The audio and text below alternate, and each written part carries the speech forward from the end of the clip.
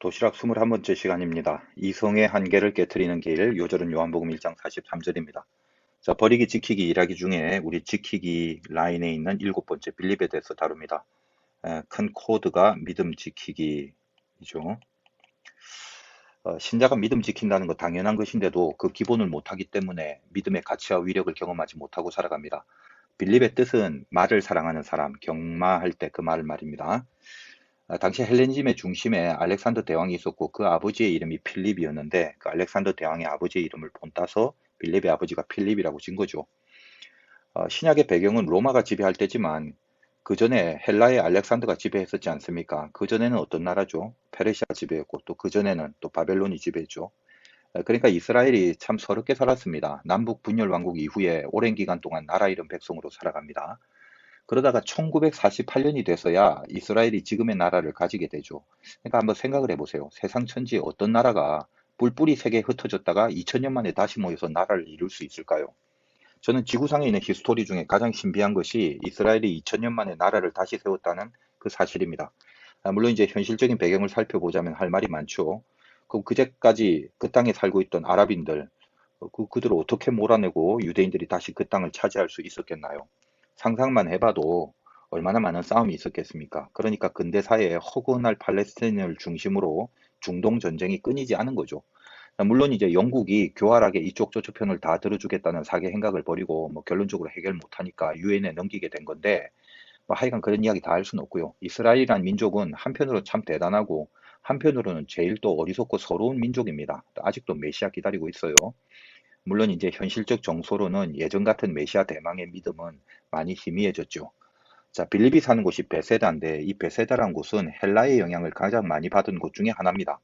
그러니까 빌립의 아버지 때에 그 헬라의 영향을 받았다는 것이 에, 유추될 수가 있는 거죠. 그래서 유대인인 빌립의 이름을 헬라식으로 지은 건데 그렇다면 빌립의 캐릭터를 한마디로 말하면 뭐냐? 헬라화된 유대인입니다. 이게 이제 제일 중요한 빌립의 핵심 코드가 되는 거죠. 두 가지가 갈등을 일으키고 있는 캐릭터입니다. 어찌 보면 빌립의 인생 자체가 메시지예요. 헬렌이란 말이 그리스 사람이란 뜻인데 유대인이 헬라화되어가는 과정에서 강력하게 영향을 받고 있는 그 내용이 무엇인지를 살펴보면 그 빌립의 인생을 통한 핵심적 메시지를 이해할 수 있게 됩니다. 이게 조금 이 내용을 알기 위해서는 설명이 좀 필요해서 좀 추상적이지만 말씀을 드립니다. 헬레니즘이라는 거는 알렉산더가 세계를 정복해 나가면서 펼쳐진 시대 정신이라고 볼 수 있습니다. 세계 정복이란 사건을 인류가 경험한 후에 그 국가라는 개념이 상실돼 버려요. 국가가 뭡니까? 경계가 있는 거죠. 민족이나 공동체를 단위로 묶어주는 단체 개념인데 그게 서서히 상실됩니다.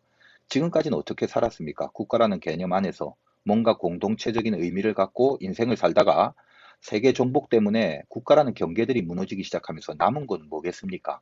개인이죠. 그래서 개인이 중요해지기 시작합니다.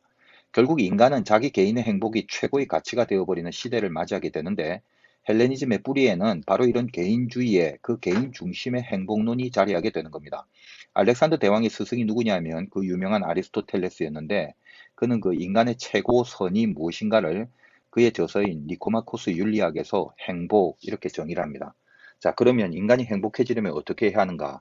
사도행전 17장에 바울이 아레오바고라는 곳에서 유일신인 하나님을 증거하는 장면이 나오게 됩니다. 굉장히 유명한 아레오바고 설교입니다. 사실은 이제 성경에 등장하는 손꼽히는 감동의 설교 중에 하나죠. 에피쿠로스 철학자들은 또 스토아 철학자들과 마찬가지로 이 바울과 지금 논쟁을 할 때 바울이 외친 유일신 하나님에 대한 변증, 그것이 바로 그 헬레니즘 시대의 정신을 정면으로 깨뜨리는 믿음의 어떤 선포, 복음의 어떤 선포, 그런 아주 귀한 내용이 되는 것입니다. 자, 이 장면에 등장하는 스토아 철학과 에피쿠로스 철학이 뭐냐 하면 바로 그 헬레니즘의 중요한 두 기둥이 되는 사상이 됩니다. 아까 말씀드렸다시피 인간은 자기 행복이 최고의 가치라고 생각하는 시대로 들어왔다 했죠. 그래서 행복을 얻게 되는 방법론에 있어서 크게 두 가지의 철학적 사조가 생기게 된 겁니다. 정리를 좀 해봤는데 스토아 철학은 금욕주의라고 그래요. 인간의 이성으로 욕심을 제어하면 부동심을 얻게 되는데 그걸 이제 아파테이라고 이거 부동심입니다. 뭐 말이 좀 어렵지만 그러려니 하십시오. 이성으로 욕심을 제어한다. 그래서 마음의 부동심을 얻는다. 그러니까 이성이 중요하죠. 그러니까 이성론으로 가게 되고 이것이 나중에 이제 자연법의 근거가 됩니다. 이게 사실 이런 정의와 개념만 그냥 언급해버리면 실은 이제 이거 듣는 사람들이 느낌이 별로 없어요. 뭐 자연법이 뭔지 잘 모르겠잖아요. 그러니까 스토아 철학에서부터 연결되는 그 원리가 뭔지를 모르면 자연법이 어떤 건지 몰라요. 그래서 고민 좀 하다가 이 스토아나 에피쿠로스라는 말이 성경에 나오기 때문에 조금이라도 설명을 해드리는 것이 맞다고 생각합니다. 자연법이라는 개념이 이런 거죠. 자, 우리가 법이라는 게 있잖아요. 근데 그 법은 지켜야 하는데, 그렇죠. 왜 지킵니까? 갑자기 질문하니까 막 헷갈리죠. 도대체 법이 뭐길래요? 그 법을 지켜야 하는 정당성이 도대체 어디서 비롯된 겁니까? 그래서 이 문제는 법 철학이나 아니면 뭐 법대에서 배우는 헌법의 그 기본 원리에서 한 번씩은 다루고 지나간 내용인데, 그 예를 들면 대한민국의 헌법이 그 최상위법 아니겠습니까? 근데 그 헌법 왜 지켜야 되죠? 그 법이니까 지켜야죠. 그렇게 하지 마시고요. 그 법이 옳다는 근거가 뭐냐 이거죠. 그래서 이제 많은 학자들이 또 많은 생각들을 하면서 이론들이 무성합니다. 칼 슈미트 같은 유명한 학자가 헌법은 힘센 사람들의 결단으로 만들어진 거니까 잔말 말고 지켜라 그렇게 얘기합니다. 그냥 제가 재밌게 이렇게 그냥 말하는 거예요. 그러니까 법을 왜 지켜야 하냐라는 정당성을 확실하게 하기 위해서 참 무지하게 애써서 규정을 해야만 하는 뭐 그런 고민이 좀 엿보이지 않습니까? 하여간 어쨌든 자연법은 스토아 철학을 기본으로 나온 거니까 스토아는 뭐죠? 이성을 인정하고 강조합니다. 그래서 인간의 이성에서부터 비롯된 규범이라면 그 이성에서 자연스럽게 흘러나온 법이 자연법이니까 이성을 인정한다면 그로부터 비롯된 자연법은 정당하다. 뭐 그렇게 가자는 것입니다. 설명드리고 나니까 이게 필요한 내용이 좀 헷갈리는데 성경에 이제 나오니까 스토아 학파, 에피쿠로스 학파에 대해서 조금 더 생각해 볼게요. 자, 에피쿠로스 철학은 뭐냐 하면 동일하게 행복을 최고의 선으로 봅니다. 이 최고선이 행복이라는 점에 대해서는 두 학파가 동일하단 말이에요. 그 행복을 얻는 방법이 다른 거죠. 스토아가 금욕이라면 에피쿠로스는 정반대인 쾌락입니다. 근데 우리가 흔히 말하는 뭐 육신의 쾌락이나 방탕이나 이런 걸 말하는 게 아니라 정신적인 평정심이라고 그럽니다. 아타락시아라고 그러는데 요거는 이제 평정심이라고 그래요. 부동심이 뭔지 평정심이 뭔지 뭐 자세히 알 필요는 없습니다. 어쨌든 이 사상은 그 이성론과는 달리 감각론이 되고 경험론이 돼서 18세기 유명한 공리주의로 이어집니다. 그 유명한 명제인 벤담의 최대 다수의 최대 행복이란 말이 이제 여기서 나오게 되는 거죠. 그 여러분 뭐 그 많이 들어봤지만 카르페 디엠 이런 말 있지 않습니까? 뭐 현재를 즐겨라 뭐 이런 식으로 번역을 합니다만 사실은 이제 이게 seize 붙잡다란 말이고 DM은 the day입니다. 그러니까 그 날을 붙잡아라. 즉 현재를 잡아라라는 뜻이에요. 죽은 신의 사회에서 나왔던 유명한 문구죠. 그러니까 뭐 그렇게 깊숙이 생각하고 고민하면서 추상적으로 세월 보내지 말고 닥친 것을 그걸 감각적으로 경험적으로 그 닥친 것에 의미를 부여하면서 살라라는 그런 뜻이 더 정확합니다. 하여간 중요한 거는 헬라 철학은 진리가 중요한 게 아니에요. 내가 얼마나 편하고 행복한가 이 개인주의를 표방하는 시대 사조입니다. 그러니까 최고선을 행복으로 잡았던 스토아나 에피쿠로스 철학이나 전부 다 뭐냐면 이성적 합리주의를 통해서 사람의 이성을 갖고 어디로 가냐? 감각적인 물질주의로 가게 되는 수순을 거치게 됩니다. 요거는 우리가 갖고 있는 믿음과 반대되는 거죠. 그러니까 이성적 합리주의를 통해서 감각적 물질주의를 노리고 있는 굉장히 분석적이고 계산적인 인식론이 됩니다. 자기가 행복하면 그만이니까 여기에 따른 신관이라는 것도요, 다 어떻게 됩니까? 지가 행복하면 된 거예요. 신이 무엇냐가 중요한 게 아니죠. 그러니까 범신론, 모든 게 다 신이고, 다신론, 그냥 갖다 붙이면 다 신이 되는 것입니다.